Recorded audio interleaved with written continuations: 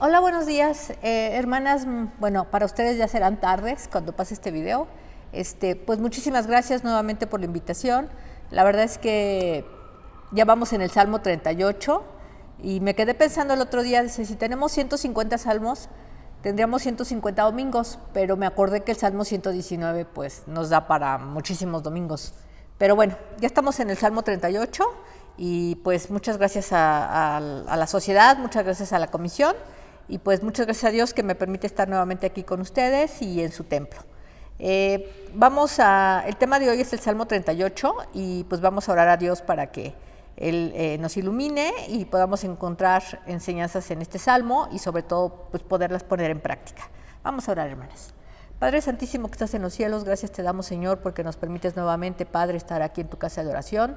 Gracias, Dios, por la exposición de este tema. Te pedimos, Dios, que tú nos hables a través de él, Señor, que nos hagas hacedores de tu palabra, Padre, y que tú, Señor, nos sigas animando, Señor, y preparando para entender más de tu palabra, Señor. Te pedimos todas estas cosas, Señor, con el perdón de nuestros pecados, y también te damos gracias, Señor, en el dulce nombre de tu Hijo amado Jesucristo, nuestro Salvador. Amén. Bueno, hermanas, pues hoy me tocó el Salmo 38. La verdad es que yo desde que recibí el correo electrónico con el tema, pues lo leí y pues lo primero que me brincó fue el título que tiene aquí el mismo Salmo, ¿no? Como les decía, pues yo uso mi Biblia, que es la versión 95, y dice así: Salmo 38, oración de un penitente. Salmo de David para recordar. Y bueno, les voy a leer el Salmo, hermanas. Dice: 1. Jehová, no me reprendas en tu furor, ni me castigues en tu ira. Tus saetas cayeron sobre mí, y sobre mí ha descendido tu mano. Nada hay sano en mi carne a causa de tu ira, ni hay paz en mis huesos a causa de mi pecado. Porque mis maldades se acumulan sobre mi cabeza, como carga pesada me abruman, hieden y supuran mis llagas a causa de mi locura. Estoy encorvado, humillado en gran manera, ando enlutado todo el día, porque mis lomos están llenos de ardor, nada hay sano en mi carne. Estoy debilitado y molido en gran manera. Gimo a causa de la conmoción de mi corazón. Señor, delante de ti están todos mis deseos, y mi suspiro no te es oculto. Mi corazón está acongojado, me ha dejado mi vigor, y aún la luz de mis ojos me falta ya. Mis amigos y mis compañeros se mantienen lejos de mi plaga, y mis cercanos se han alejado. Los que buscan mi vida arman lazos, y los que procuran mi mal me amenazan. Traman engaños todo el día, pero yo, como si fuera sordo, no oigo, y soy como un mudo que no abre la boca. Soy pues como un hombre que no oye y en cuya boca no hay reprensiones, porque en ti, Jehová, he esperado. Tú responderás, Jehová, Dios mío. Dije: no se alegren de mí cuando mi pie resbale, no se engrandezcan sobre mí. Pero yo estoy a punto de caer y mi dolor está delante de mí continuamente, por tanto confesaré mi maldad. Y me entristeceré por mi pecado. Mis enemigos están vivos y fuertes, y se han aumentado los que me aborrecen sin causa. Los que pagan mal por bien me son contrarios. Por seguir yo lo bueno, no me desampares, Jehová, Dios mío, no te alejes de mí. Apresúrate a ayudarme, Señor, salvación mía. Cuando estaba yo leyendo este salmo, pues primero encontré, cuando estaba preparando el tema, que hay algunos estudiosos de la Biblia que dicen que lo escribió David ya en su vejez, cuando estaba como acordándose pues de la vida que había llevado, ¿no? Sobre todo cuando era perseguido, cuando andaba huyendo, porque aquí al final hay una parte donde dice que él ya da a entender como que ya es un anciano. Dice, déjenles busco bien el verso.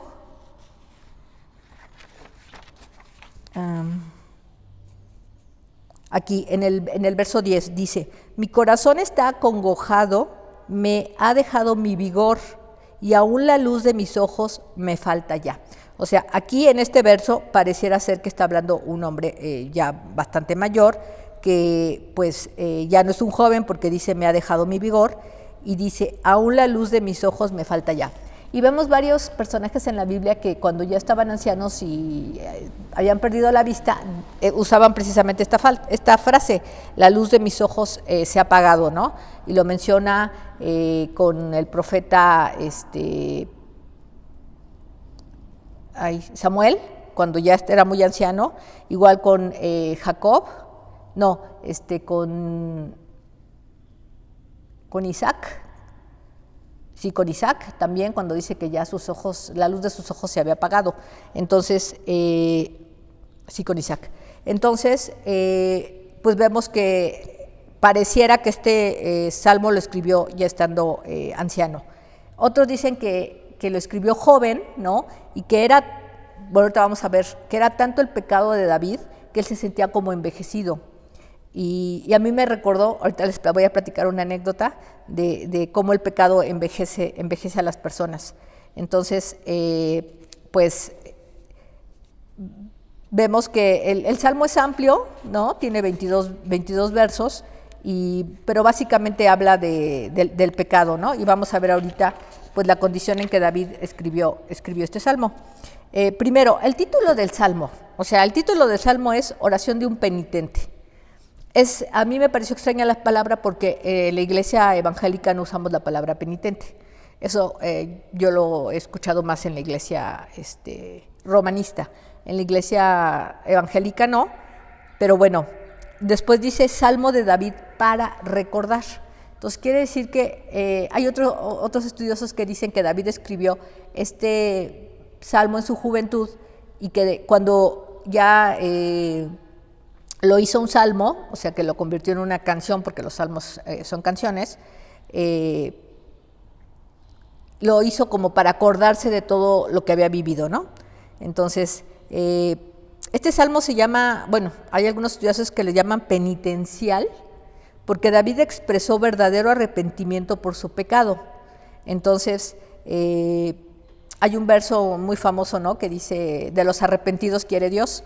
Entonces, aquí vemos que todo el Salmo, David está mostrando su arrepentimiento acerca del pecado que vivió, a lo mejor a lo largo de su vida, a lo mejor en un periodo de su vida, pero que fue una caída muy fuerte que tuvo David, ¿no? Vamos específicamente al verso 18, lo que nos dice. Dice, por tanto confesaré mi maldad y me entristeceré por mi pecado. O sea, era un pecado que David traía dentro, o sea, no lo había externado. Entonces, por eso dice, después de que se queja de todo lo que está pasando, todo lo que está viviendo, al final, en el verso 18 dice, por tanto confesaré mi maldad y me entristeceré por mi pecado. Por eso es que este salmo tiene el nombre de salmo penitencial, ¿no? Entonces, y el salmo, bueno, tiene como título la oración de un penitente. Vamos a analizar primero por bloques el salmo y luego vamos a ir haciendo análisis de algunos versículos en específico, ¿no? Primero, vamos a ver los versos del 1 al 8. Si ustedes, hermanas, leen los versículos específicamente del 1 al 8, vamos a encontrar que David habla del pecado, pero además habla de los problemas de salud que trae el pecado. Yo me acuerdo cuando era niña y por ahí de los años, ¿qué les puedo decir? 77, entre los años 77 y 85 a lo mejor, todas las noticias que habían sobre actores famosos de Hollywood es que se habían muerto de cáncer, ¿no? Yo me acuerdo que fulano se murió de cáncer, que perengano se murió de cáncer, que no sé qué. Y yo me acuerdo que escuché a alguien que dijo que era porque las luces que usaban en los sets para filmar las series y las películas les afectaban y les daba cáncer. Después vino otra teoría que decía que el cáncer era causa del pecado, ¿no? Que a la gente le daba cáncer porque pues cometía pecados y no los confesaba o era como siempre estar cometiendo ciertos pecados, ¿no? Entonces, aquí lo que vemos es que David lo primero que hace es que él dice todo lo que le pasa por el pecado, ¿no? Y eso le trae problemas de salud, ¿no? Vamos a escoger, el primero no quiero porque lo tengo ya aquí más específico, Pero vamos a leer, por ejemplo, el 5, ¿no? Que dice, hieden y supuran mis llagas a causa de mi locura. O sea, yo me quedé pensando y dije, a ver, no era una enfermedad que él tuviera que le causara llagas, ¿no? O sea, la gente que está mucho tiempo acostada, pues se le forman llagas y escaras, ¿no? Y bueno, vemos el ejemplo de Job, que también le pasó esto, pero en esa época, pues, eran muy comunes las enfermedades de la piel, ¿no? Entonces, yo cuando él dice a causa de mi locura, yo me quedo pensando, he conocido gente muy ansiosa, ¿no? Que se rasca y se hiere y se llega a hacer heridas y se llega a hacer llagas. Entonces yo dije, si él dice, hieden y supuran mis llagas a causa de mi locura, quiere decir que él estaba tan ansioso, o la gente que se muerde las uñas, o sea, hay casos en los que de verdad tienen los dedos, las manos destrozadas, o sea, todas las puntas de los dedos las tienen casi a carne viva, y la parte aquí de donde empieza la uña también las tienen, o sea, nosotros los conocemos como padrastros, ¿no? Lo tiene lleno de padrastros porque está todo el tiempo mordiéndose. Entonces yo creo que a David le pasaba eso. Estaba tan ansioso por el pecado que estaba cometiendo o que había cometido, que igual y se rascaba y por eso es que tenía llagas, ¿no? Entonces, aquí vemos una realidad de que el pecado causa enfermedad, ¿no? Entonces, a veces vemos ciertas enfermedades en algunas personas y es causa del pecado, ¿no? Entonces a veces lo que mucha gente dice, llora por mi salud, por favor, he estado muy mal de eso, he estado muy mal de aquello, ¿no? Entonces hay una recomendación que dice que primero hay que sanar el alma para poder sanar el cuerpo, y eso fue algo que hizo el Señor Jesucristo. El Señor Jesucristo primero sanaba almas y luego sanaba cuerpos.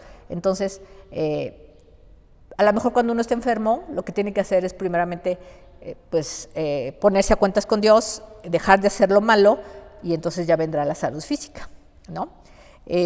Luego viene el siguiente bloque de versos, que es el del 9 al 14, que habla de que el pecado que estaba cometiendo David, o los pecados, los separó de Dios y además de los demás. O sea, él estaba como aislado, no quería que nadie se le acercara, no quería hablar con nadie, y esto pues le causó una gran soledad.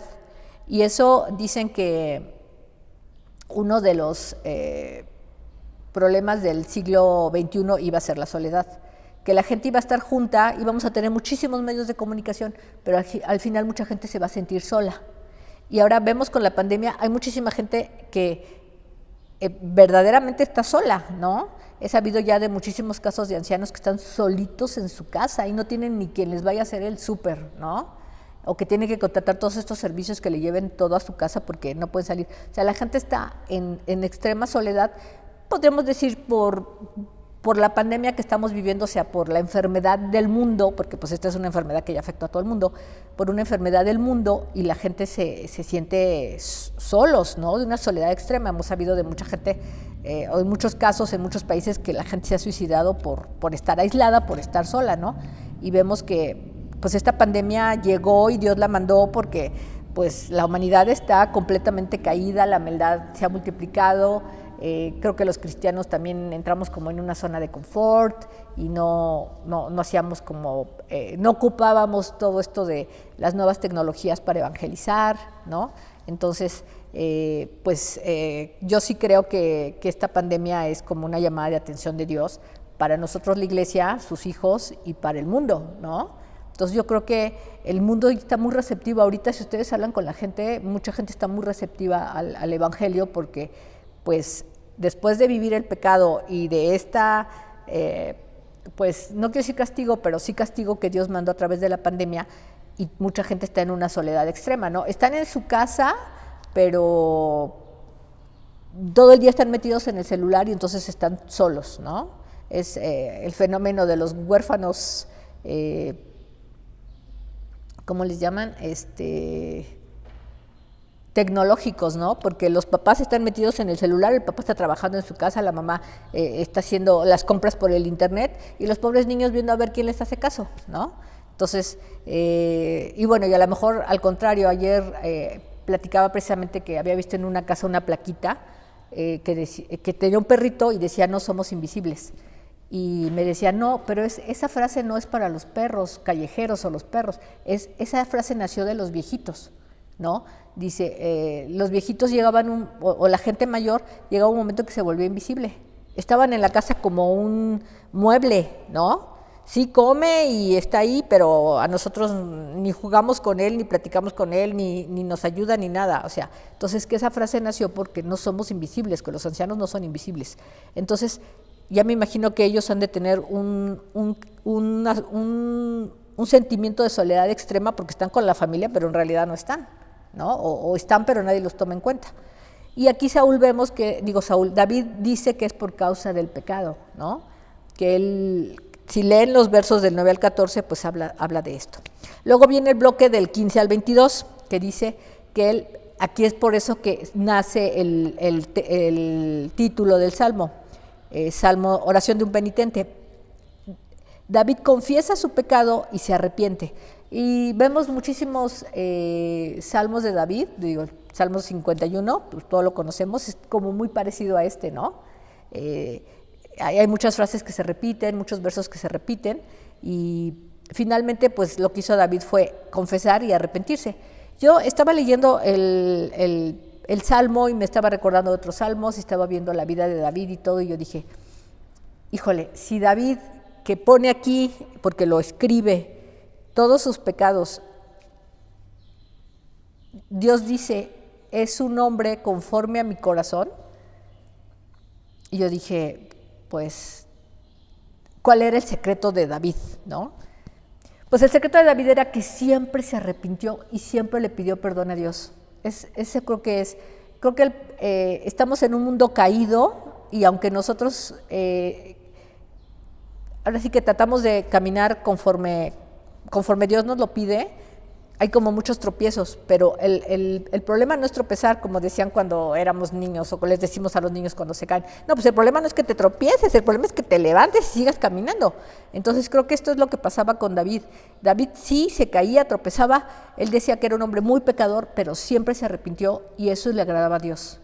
Entonces él fue un hombre conforme al corazón de Dios porque siempre se arrepintió. Y ahorita lo vamos a ver en los versículos del 15 al 22.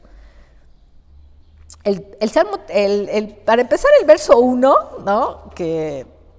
que dice algo que pues yo me remonté un poco. Mi mamá, bueno, muchos de ustedes la conocieron, era una mujer muy estricta, ella sí era muy, muy estricta, y yo me acuerdo que alguna vez usamos una frase de esta con ella, ¿no? Entonces, miren, el verso 1 dice, Jehová, no me reprendas en tu furor, ni me castigues en tu ira. Entonces, aquí David le está pidiendo a Dios que no lo castigue, pero David sabe que se merece el castigo, ¿no? Entonces, es algo como, sí, o sea, cuando le decimos, o cuando los papás dicen, o en la misma Biblia dice, que no tomes decisiones cuando estás enojado, ¿no? No tomes decisiones cuando estás enojado, cuando estás feliz, porque tomas malas decisiones basadas en tus sentimientos. Entonces, sí era un poco así como, sí, Dios, reconozco que pequé, reconozco que hice mal, pido perdón, pero no me castigues cuando tú estés enojado. Yo me acuerdo que a mi mamá sí le decíamos a veces, a ver, espérate, primero cálmate y sí, vamos a hablar, sí es cierto, sí hice esto, pero cálmate, ¿no? O sea, porque si ella nos castigaba cuando estaba enojada, pues si estando contenta, feliz y todo era muy estricta, pues imagínense cómo era cuando estaba enojada, ¿no? Entonces sí le decíamos, espérate, sí, vamos a hablar del asunto, yo sé que lo hice mal, yo sé que me merezco un regaño o reprensión o lo que quieras, pero cálmate, ¿no? Entonces sentí un poco que David le estaba diciendo a Dios en este verso 1 eso, ¿no? De Señor, sí, o sea, yo sé que pequé, yo sé que tú estás enojado, pero no me reprendas en tu furor, o sea, vamos como a calmarnos y ya sé que va a venir un castigo, que eso es algo que a veces perdemos de vista, ¿no? Yo me acuerdo que alguna vez estaba platicando con gente más joven que yo, y les estaba hablando precisamente de evangelismo. Y entonces yo les decía, no, es que todo lo que uno hace tiene una causa. Y cuando uno peca o hace lo malo delante de Dios, pues a Dios no le gusta y a veces te castiga en el momento y a veces te castiga tardíamente, ¿no? Entonces esta persona me decía, ay, bueno, pero entonces, ¿qué caso tiene que ahorita me convierta si puedo seguir mi vida como la tengo y en el último momento de mi vida me arrepiento y ya me voy al cielo, ¿no? Entonces yo le decía, bueno, ¿quién te dice que ahorita no saliendo de aquí te pares y Dios no lo quiere, en la esquina te atropellan y te mueres y entonces cuál, así ya en el último momento me arrepiento, ¿no? Entonces, sí, es algo como que, a ver, si no me reprendas ahorita que estás enojado, pero yo sí voy a dejar de hacer lo malo. Y siempre va a haber una consecuencia de lo que hagamos. Es ahorita más adelante vamos a ver cómo David finalmente, o sea, Dios nos perdona el pecado, ¿no? Nos hace estar a cuentas con Él, estar en paz, pero muchas veces la consecuencia del pecado pues no se esfuma, ¿no? Si pecamos hay una consecuencia. Sí, estamos bien delante de Dios porque ya le pedimos perdón, pero la consecuencia ahí está y va a seguir, ¿no? Luego, en los versos 2 al 4, ¿no? Dice que David vio su angustia como juicio de Dios por sus pecados. Dios no envía una enfermedad física como castigo a nuestros pecados. En realidad, muchos de las enfermedades son causa de nuestro pecado, ¿sí?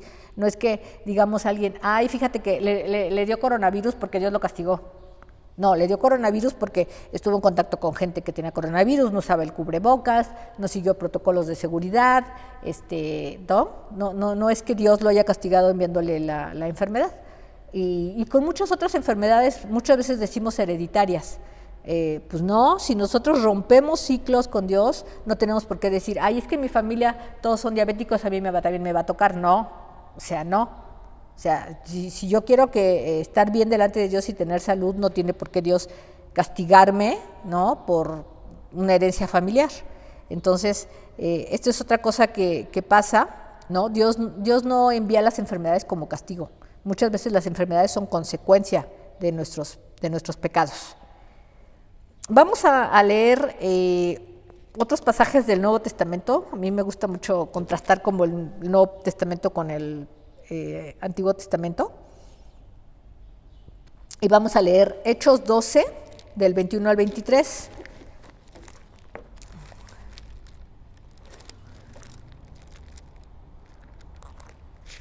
A ver, vamos a leer. Dice Hechos 12, del 21 al 23. Dice, el día señalado, Herodes, vestido de ropas reales, se sentó en el tribunal y los arengó. Y el pueblo aclamaba gritando, voz de un Dios y no de un hombre. Al momento un ángel del Señor lo hirió, por cuanto no dio la gloria a Dios y expiró comido por gusanos. Aquí vemos la muerte de Herodes. No siempre la enfermedad es enviada por Dios como castigo. En este caso sí. Aquí vemos un caso en el que sí, Dios le envió una enfermedad a Herodes porque sale y dice, ¿no?, que él es como Dios, ¿no? La gente le gritaba, voz de un Dios y no de un hombre. Él se ensalzó, entonces Dios le envió una enfermedad fulminante que lo mató, pero no siempre es así con nosotros. Bueno, por lo menos con los cristianos no, porque se supone que no estamos blasfemando en nombre de Dios. Entonces vemos que eso sí puede llegar a pasar con gente pues no cristiana, ¿verdad? Vamos primero a los Corintios 11 y vamos a leer el 30 al 32.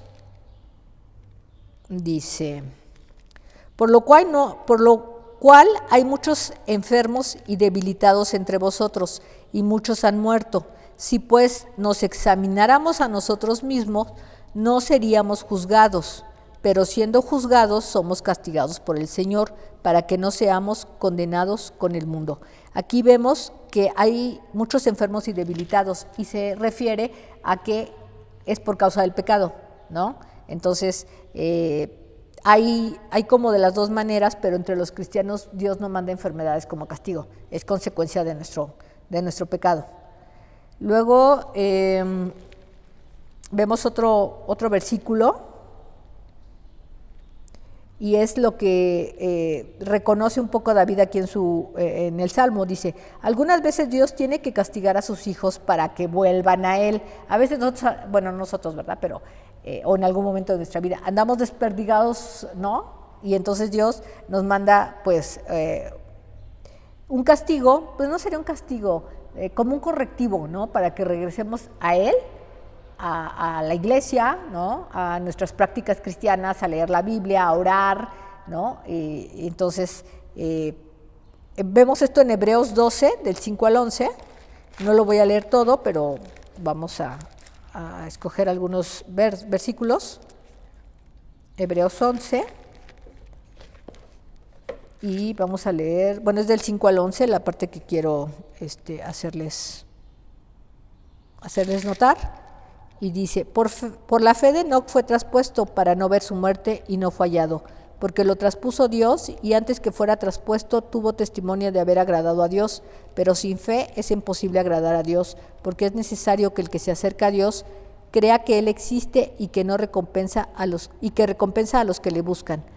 Por la fe Noé, bueno, está hablando de la fe, y aquí es algo que nosotros a veces dejamos de hacer cosas por fe, por falta de fe más bien, porque decimos, ¿por qué me va tan mal si voy al templo, ofrendo, leo la Biblia? Pues lo que nos falta es fe, ¿no? Podemos hacer todo lo que Dios quiere, pero si no tenemos fe. El otro día escuché una frase más bien mi hermana Yasmín me dijo una frase que dije, ay, qué razón. Decía, mucha gente cree en Dios, muy pocos le creen a Dios. Y dije, sí es cierto. Y eso quiere decir que es la falta de fe.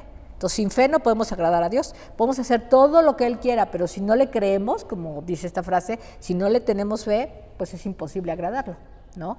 Entonces, ahorita que estamos en esta época de pandemia, nosotros como familia estamos orando para que ya Dios quite la pandemia.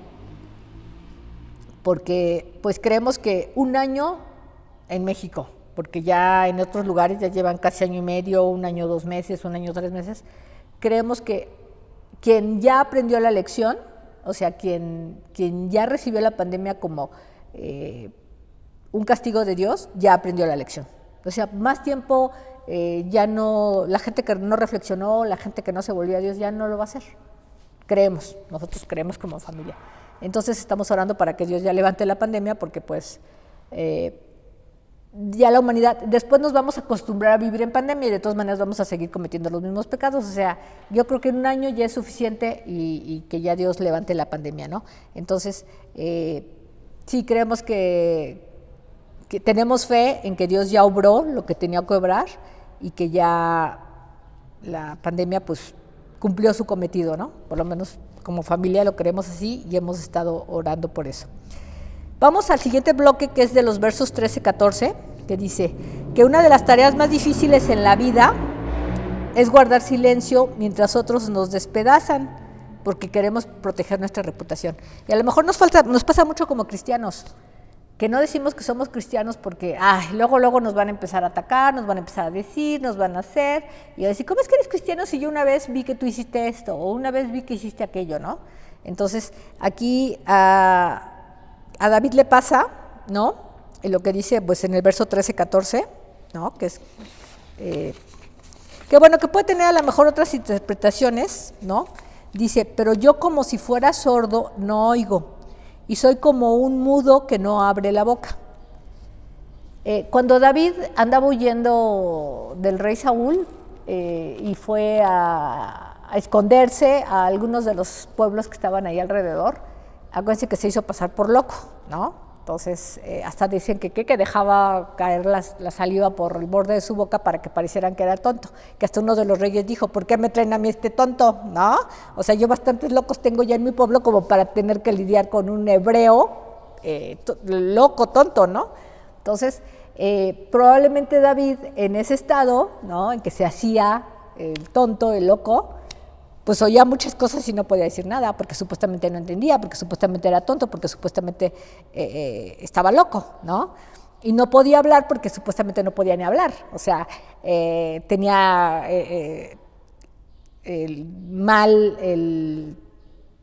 él trataba de aparentar que estaba también mal del habla, que no podía hablar, que no podía cerrar la boca, por eso se le salía la saliva, ¿no? Entonces, a lo mejor se refiere a eso, que como se hacía el sordo, se hacía el loco, pero también a veces nosotros nos pasa muchas veces que, no sé, a lo mejor, ahorita no, probablemente no, pero a lo mejor en la televisión, que de repente vemos que alguien está supuestamente hablando de los cristianos o supuestamente hablando de religión y está diciendo muchas tonterías y pues nosotros no podemos decir nada, ¿verdad? Y no nos vamos a entrar en discusión o en conflicto con alguien porque si no después va a ser difícil, si no es que imposible evangelizarlo. Entonces, estar como el Señor Jesucristo, ¿no? Vemos varios pasajes, ¿no? Donde el Señor Jesucristo pues guardó silencio, ¿no? Realmente, pues... Y yo creo que David en algunas ocasiones dijo lo mismo, ¿no? Cuando dijeron, a ver, tu Dios, ¿dónde está? ¿Y por qué no te salva? ¿Y por qué no te saca? ¿Y por qué no mata a tus enemigos? ¿Y por qué no restaura el reino? ¿No? Y él se quedaba callado, no decía nada. Él decía, bueno, pues digan lo que quieran, Dios lo va a hacer cuando Él quiera, ¿no? Entonces, con el Señor Jesucristo pasó lo mismo, ¿no? Vamos a Lucas 23, del 9 al 10, que dice, le hizo muchas preguntas, pero él nada le respondió cuando estaba Jesús en su juicio, ¿no? Jesucristo. Estaban los principales sacerdotes y los escribas acusándolo con gran vehemencia. Entonces él realmente dejó que hablaran, y él realmente no dijo nada. Por eso dice ahí que fue como una oveja llevada al matadero que no dijo ni hizo nada, ¿no?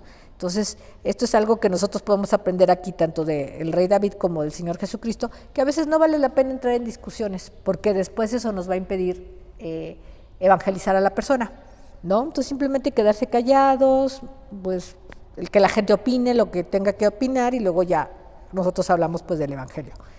Tenemos otro pasaje que es la de Primera de Pedro 2, 22 al 23. Aquí es algo que hace David y nosotros a lo mejor lo hacemos poco, ¿no?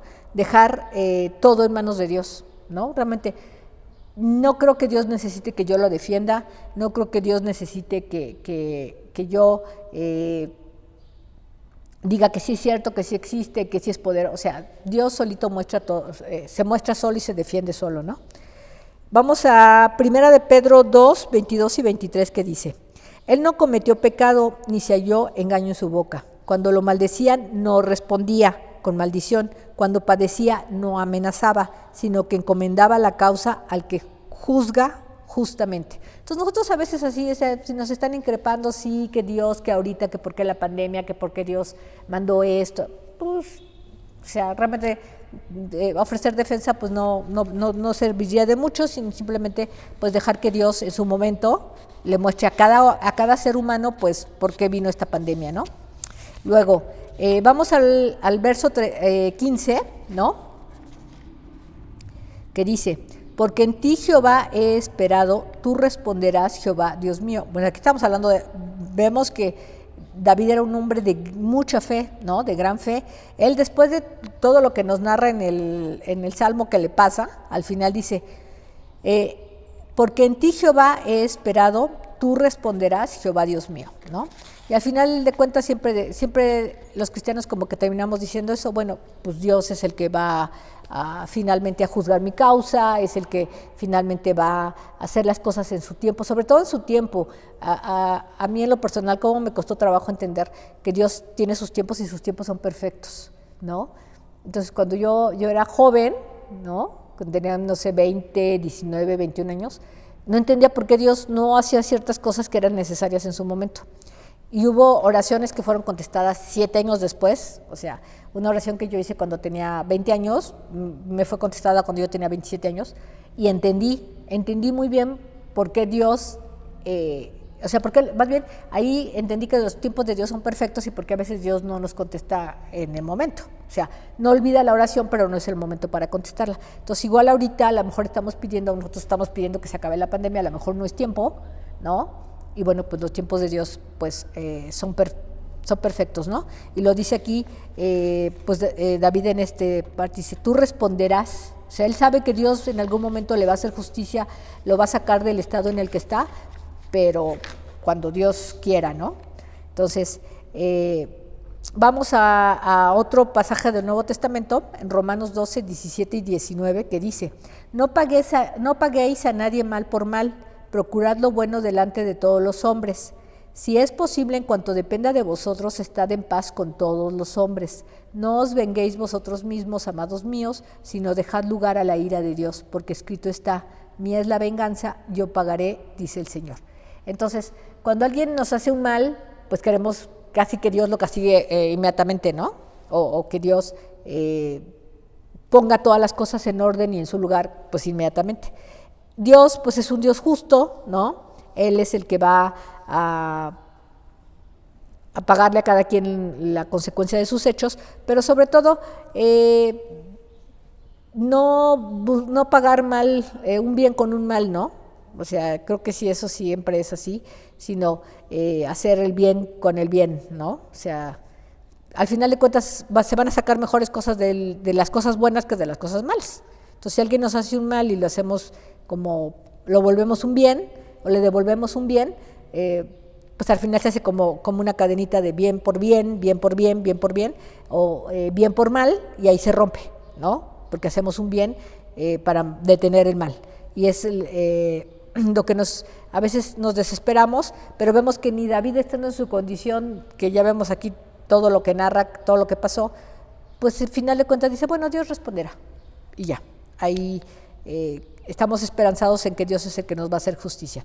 Luego, el verso 20, que dice: los que pagan mal por bien me son contrarios, por seguir yo lo bueno. Ya me imagino que David hacía todos sus oficios espirituales, ¿no? Y sus enemigos, pues lo que hacían era pagarle mal por bien. Él seguramente hacía bien a mucha gente y la gente le pagaba mal. Y ya vemos que, pues, la gente le llevaba la contraria solamente. Es como, no sé si a ustedes les ha pasado, pero ya no, porque bendito sea Dios, ya las leyes, que bueno, ha abierto puertas para otras cosas, pero la tolerancia, ahora la tolerancia religiosa, bueno, ya ni se toca, porque ahora tenemos otras tolerancias, ¿no? Que quisiéramos que no fueran, pero bueno, hasta nosotros tenemos que ser tolerantes. Pero a mí, por ejemplo, de donde es mi papá, San Andrés Totoltepec, nos cuentan historias, ¿no? De gente, pues, que de la edad de mi papá, que cómo los maltrataban y se burlaban de ellos cuando eran niños, ¿no? Que cuando ellos iban al templo, todo el camino los insultaban y les iban diciendo cosas, ¿no? Que cuando iban al templo, había una familia, ¿no? que muy cercana, que vivía muy cercana al templo, que les aventaba piedras, o sea, con la resortera les daba en la Biblia, o sea, la intención era pegar, entonces que siempre les terminaban pegando en las manos, porque pues nosotros llevamos nuestras Biblias así, ¿no? Ahora, bueno, porque ya tenemos portafolios, mochilas, bolsas, ¿no? Y las metemos, pero antes pues la gente llevaba sus Biblias en la mano y su himnario. Entonces dice que iban con su Biblia en la mano y que les daban pedradas con la resortera para pegarle al libro, a la Biblia, como si la Biblia fuera el libro malo, y que pues terminaban pegándoles en las manos, ¿no? Entonces, ahora pues ya hay muchísima tolerancia, ¿no? Esto pues ya como que no, es muy extraño que veamos esto, ¿no? Pero hay gente que es contraria, nada más le dices que eres cristiana y bueno, se la pasa molestando, ¿no? No te puedes quejar de nada porque, pues, ¿que no eres cristiano? O sea, y tú así de bueno, ¿no? Entonces, nada más por llevarte la contraria porque dices que eres cristiano. Ahora ya no, porque ya la tolerancia, tú puedes acusar a las personas que te hacen todo esto por tu religión, ¿no? Entonces, pues la tolerancia, como todo, es bueno y es malo, pero bueno, no voy a entrar, no es tema de este salmo. Entonces, esta parte de me son contrarios por seguir yo lo bueno. O sea, no es nada nuevo. O sea, desde David se vivía esto, ¿no? Luego, vamos a Juan 10:32. Hay una parte donde Jesús está hablando con las gentes y dice: muchas buenas obras os he mostrado de mi Padre. ¿Por cuál de ellas me apedreáis? O sea, quisieron apedrear a Jesús varias veces porque hacía cosas buenas. O sea, es así como de, no entiendo, ¿no? Pues nada más por llevar la contraria, de verdad, no es por otra razón, pero porque es gente que es movido por Satanás, es instrumento de Satanás, entonces pues nada más para llevarle la contraria a los hijos de Dios. Y bueno, aún, ¿no? En Hechos 3:15, bueno, viene dice, y matasteis al autor de la vida, a quien Dios resucitó de los muertos, de lo cual nosotros somos testigos. Este es como un versículo en la Biblia que dice, Cristo es Dios Hijo, era el autor es autor de la vida y pues lo crucificaron y lo mataron. Que Jesucristo resucitó, gloria a Dios, pero lo que ellos hicieron fue matar al Hijo de Dios, ¿no? Al Dios Hijo y además autor de la vida. Entonces, hay mucha gente que de verdad paga mal por bien, de verdad, ¿no? Y bueno, esto es así a grandes rasgos el análisis que yo pude hacer del Salmo, ¿no? A mí sobre todo me llamó mucha atención el título, ¿no? Y cuándo había sido escrito y por qué había sido escrito. Yo espero que también a ustedes les haya dejado satisfechas esta explicación, ¿no? del Salmo. Y bueno, el tema del Salmo es que a Dios le desagrada el pecado y que a nosotros mismos nos desagrada el pecado de tal manera que como David caemos en un estado de tristeza, de angustia, de pesar, que hasta nos enfermamos. O sea, realmente es como esa otra historia que también existe, ¿no? De tapar una mentira con otra mentira, y al final es una sarta de mentiras que ya no sabes qué mentira decir para tapar la mentira pasada, ¿no? A que si dices la verdad desde un principio ya la enfrentas y ya se acaba el problema, ¿no? A decir una mentira y luego tienes que decir una mentira más grande y luego otra mentira más grande y al final le contestas todo angustiado porque ¿qué voy a decir ahora? Puesto que es como el que llega tarde al trabajo, ¿no? Y dice, es que se murió mi abuelita materna. Y la siguiente vez que llega tarde, es que se murió mi abuelita paterna, ¿no? Y luego, pues, ¿a quién mato? ¿No? O sea, y ya terminas matando primos, tíos y a todo mundo, ¿no? Porque, pues, mejor dices la verdad, ¿sabe qué? Llegué tarde porque no me he acostumbrado a levantarme temprano porque el transporte por mi casa está muy feo, qué sé yo. Decir la verdad, por muy ridícula, por muy mala que sea, pues decir la verdad, a estar diciendo mentiras, ¿no? Que al final, es más, la gente se vuelve tan creativa, ¿no? Ahí les iba a contar de una anécdota. Hubo un tiempo, bueno, cuando mis sobrinos estaban chiquitos, cuando mi sobrino tenía 3 años y mi sobrina pues tendría 1 año de edad, me fui a vivir un tiempo con mi hermana Lisbeth, con la mamá de mis sobrinos. Y entonces, pero estaba ahí en su casa 3 días, o sea, no me iba a vivir, sino que dormía con ella 3 noches, lunes, martes y miércoles. Y pues me regresaba a mi casa jueves, viernes, y sábado y domingo, ¿no? Y el lunes pues me iba. Entonces tenía ropa en casa de mi hermana y cosas, y tenía pues mis cosas en casa de mi papá, ¿no? De mis papás, donde yo vivía. Y entonces había veces que dejaba de ir o estaba de vacaciones, o sea, no trabajaba y no iba a casa de mi hermana, y de repente me quedaba pensando y decía, el suéter rojo, ¿dónde lo tengo?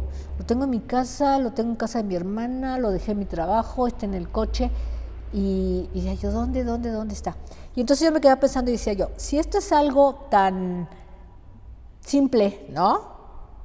Estaba en casa de mi hermana, o sea, me iba a dormir a casa de mi hermana y me iba a dormir a mi casa, y de repente tenía como estas de, ¿dónde dejé la pijama rosa y así, ¿no? Yo decía, ¿cómo le hace esa gente que tiene 2 casas y 2 familias, ¿no? Y aparenta que no pasa nada, o sea, según yo estoy de viaje, trabajando, pero en realidad me voy con mi otra familia, no con mi otra esposa, con mis otros hijos, y aquí tengo una familia, una esposa y unos hijos, ¿y cómo le hará para no confundirse, ¿no? O sea, si la esposa le pregunta, oye, ¿y la corbata morada dónde está? En la tintorería, si yo llevo las cosas a la tintorería, ¿qué contestará este hombre y qué hará? Y cómo o sea, yo decía, ¿cómo le hará esa gente de verdad? ¿Qué creatividad y qué inteligencia hay que tener para conservar la mentira y no confundirse? Y entonces yo estaba platicando eso con una persona y yo decía, híjole, es que no sé qué hay que tener en la cabeza, ¿no? Porque aparte, pues, las cosas de tu trabajo y aparte las cosas de la iglesia, o sea, qué revoltura de cosas tendrías en la cabeza. Y entonces una persona me dice, ¿tú conoces a fulano? Y le digo, sí. Y me dice, ¿qué edad crees que tenga? Y yo, pues como 60 años. y me dice, tiene 45, y me dice, y parece un anciano porque lleva una doble vida y el estar inventando aquí y el estar inventando allá lo ha envejecido. Y entonces me acordé de esa anécdota cuando estaba leyendo ¿no?